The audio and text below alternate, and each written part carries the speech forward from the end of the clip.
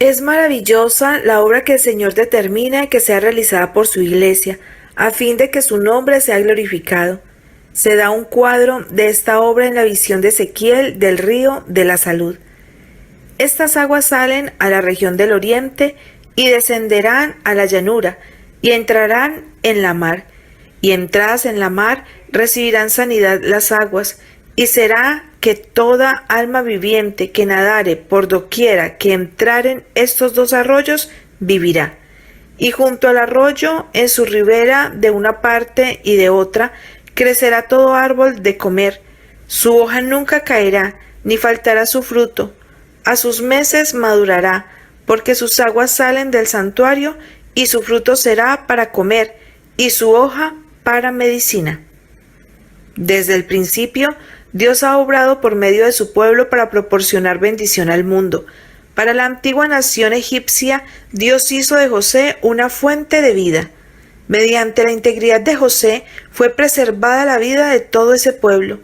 Mediante Daniel, Dios salvó la vida de todos los sabios de Babilonia.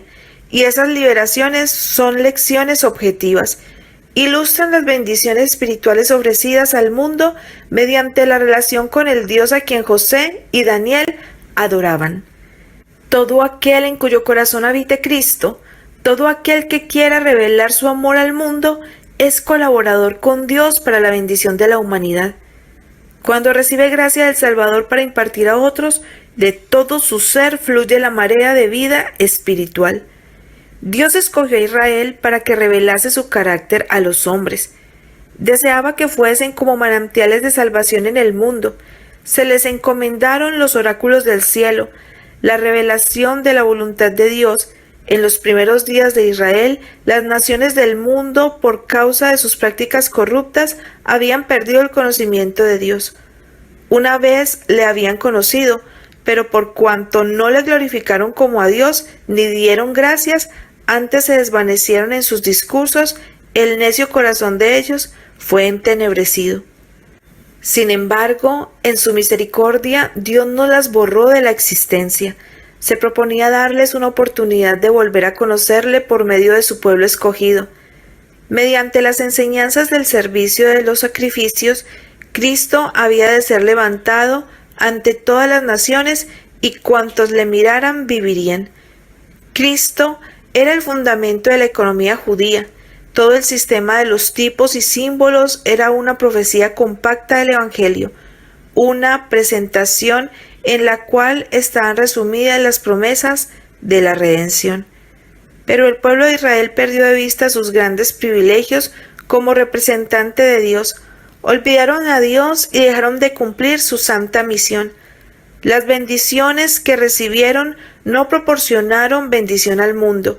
Se apropiaron ellos de todas sus ventajas para su propia glorificación. Se aislaron del mundo a fin de rehuir la tentación. Las restricciones que Dios había impuesto a su asociación con los idólatras para impedir que se conformasen a las prácticas de los paganos, las usaban para edificar una muralla de separación entre ellos y todas las demás naciones. Privaron a Dios del servicio que requería de ellos y privaron a sus semejantes de dirección religiosa y de un ejemplo santo. Los sacerdotes y gobernantes se estancaron en una rutina de ceremonias, estaban satisfechos con una religión legal y era imposible para ellos dar a otros las verdades vivientes del cielo. Consideraban cabalmente suficiente su propia justicia y no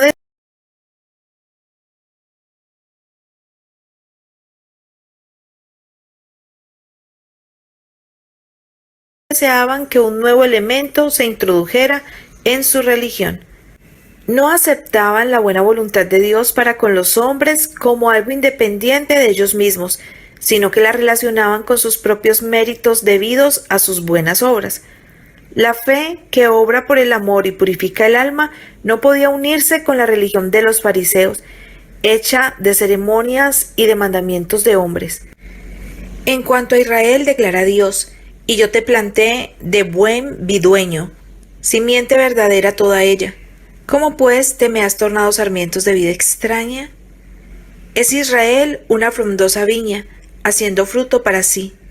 Ahora pues, vecinos de Jerusalén y varones de Judá, juzgad ahora entre mí y mi viña. ¿Qué más se había de hacer a mi viña que yo no haya hecho en ella? ¿Cómo, esperando yo que llevase uvas, ha llevado uvas silvestres?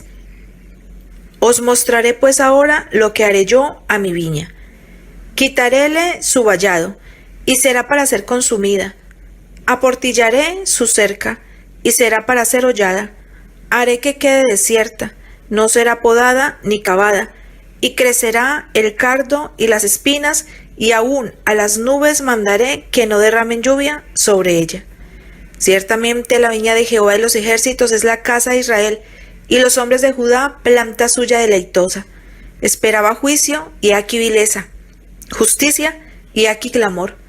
No corroborasteis las flacas, ni curasteis la enferma, no ligasteis la perniquebrada, ni tornasteis la amontada, ni buscasteis la perdida, sino que os habéis enseñoreado de ellas con dureza y con violencia. Los jefes judíos se consideraban a sí mismos demasiado sabios para necesitar instrucción, demasiado justos para necesitar salvación, demasiado altamente honrados para necesitar el honor.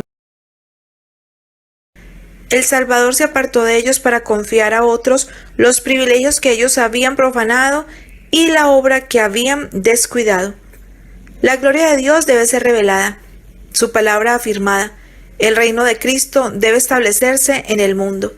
La salvación de Dios debe darse a conocer en las ciudades del desierto, y los discípulos fueron llamados para realizar la obra que los jefes judíos no habían hecho. Al que el Señor llama, capacita. Al que envía, acompaña.